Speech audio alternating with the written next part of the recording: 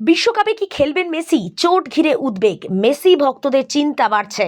আর্জেন্টিনার দল এখনো পর্যন্ত ঘোষণা করা হলো না। এদিকে বিশ্বকাপের কাউন্টডাউন শুরু হয়ে গেছে।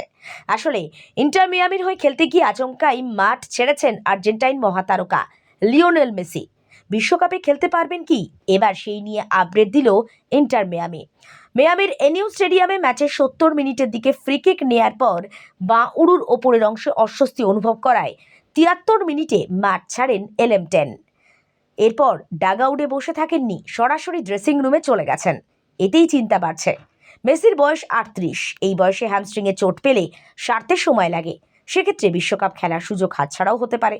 কিন্তু পরিস্থিতি সেরকম নয়। ইন্টার মিয়ামি বিবৃতি দিয়ে জানিয়েছে, সোমবার স্বাস্থ্য পরীক্ষার পর জানা গেছে মেসির বাঁ পায়ের হ্যামস্ট্রিংয়ের পেশিতে অতিরিক্ত চাপের কারণে ক্লান্তিজনিত সমস্যা দেখা দিয়েছে। তিনি কবে শারীরিক কার্যক্রমে ফিরতে পারবেন তা নির্ভর করবে তার চিকিৎসাগত ও শারীরিক অগ্রগতির উপর। ফলে মেসি বিশ্বকাপে খেলতে পারবেন না একথা এখনই বলা হচ্ছে না।